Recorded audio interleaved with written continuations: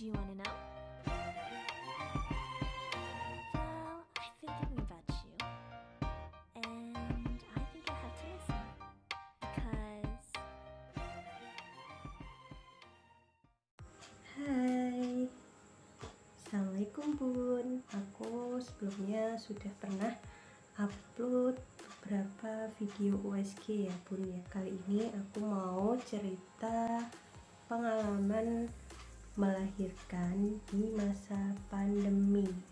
Jadi kemarin waktu aku hamil, mulai bulan Februari itu sudah mulai diperketat dan ibu-ibu hamil itu nggak boleh sering-sering ke rumah sakit untuk kontrol misalnya.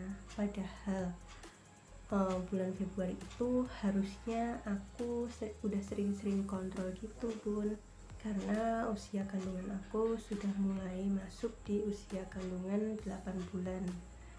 Harusnya kan kalau udah 8 bulan ke atas udah harus sering kontrol ya Bun ya, biar tahu perkembangan si dedek bayinya itu. Walaupun gitu aku tetap kontrol Bun, tapi emang jarang ke dokternya. Biasanya kan aku 1 bulan 1 kali ya ke dokter, tapi saat pandemi itu aku lebih sering ke bidan. Rencananya juga mau lahiran ke bidan sih, tapi ya karena ada beberapa faktor akhirnya kembali lagi deh ke rencana semula, yaitu di rumah sakit. Aku lahiran di rumah sakit rujukan COVID juga ya Bun. Jadi emang protokol kesehatannya tuh diperketat banget. Tuh 39 minggu aku kontrol ke dokter.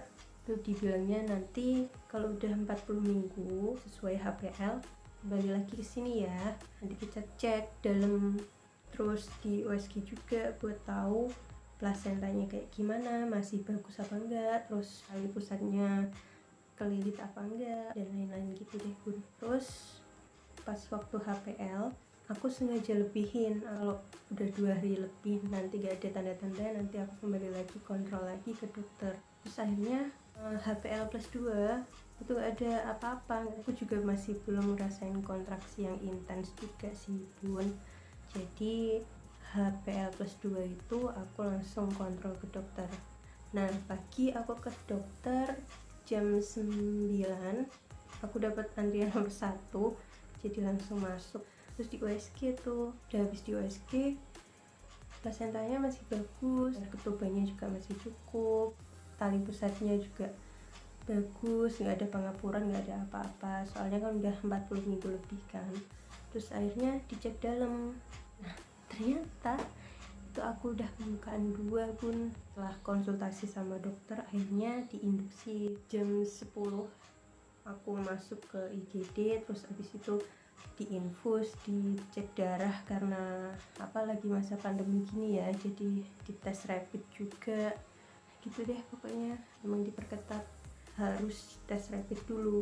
Terus sekitar jam 12 siang itu hasilnya udah keluar dan hasilnya non reaktif, jadi aku bisa langsung masuk ke ruangan VK. Di ruangan VK itu mulai jam 12 siang mulai kerasa di pinggang tuh agak kram gitu loh, tapi itu kramnya nggak hilang-hilang, beneran kayak terus gitu selama 24 jam.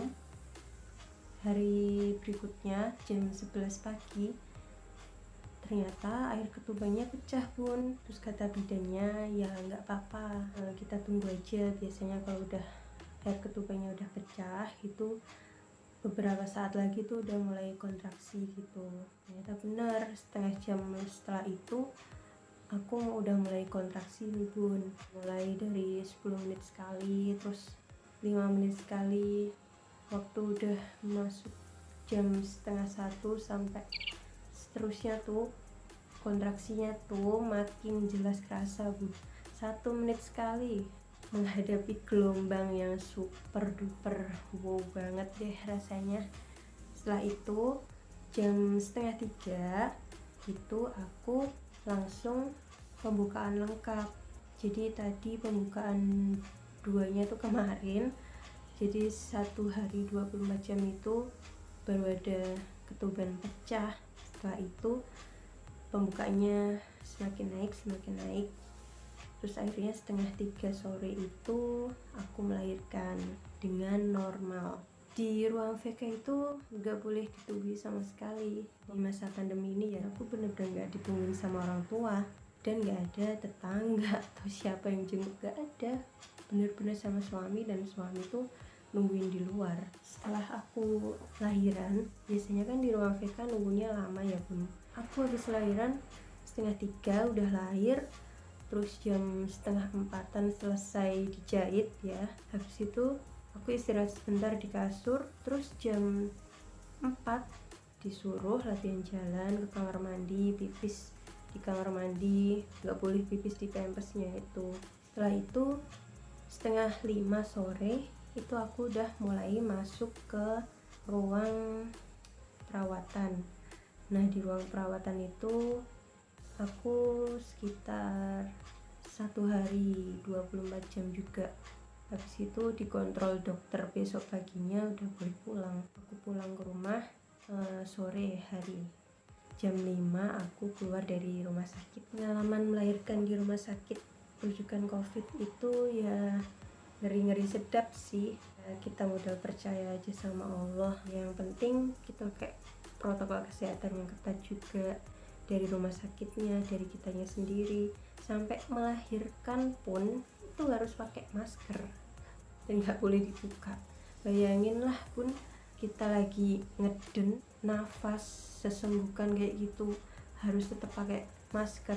Pokoknya di ruang VK tuh semuanya benar-benar steril. Kita harus pakai masker terus. Kalau ada bidannya misalnya kontrol kita, cek tekanan darah, cek pembukaan, itu kita harus pakai masker. Jadi aku di rumah sakit itu mulai hari Sabtu saat aku kontrol terakhir itu, terus hari Minggu aku lahiran, hari Senin sore aku udah boleh pulang.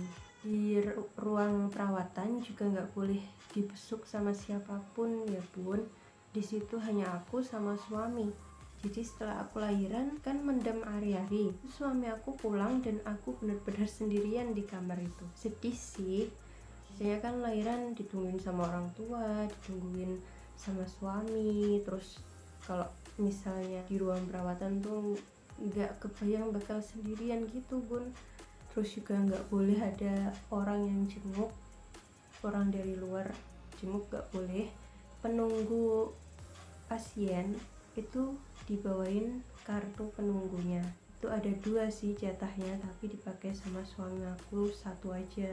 Dan disitu ditulis namanya. Terus nanti kalau masuk ke ruangan itu harus menunjukkan KTP yang namanya tertulis di kartu penunggu itu. Ya bener-bener ketat sih. Terus setelah itu, setelah aku pulang ke rumah, nggak berhenti sampai di situ ya. Mulai dari aku sampai di rumah itu habis maghrib ya, sampai di rumah itu kan H-7 lebaran. Jadi benar-benar suasana yang beda dari tahun-tahun sebelumnya. Melahirkan seneng, tapi ya kayak ada yang ganjel gitu, kayak ada yang membatasi senengnya kayak gitu.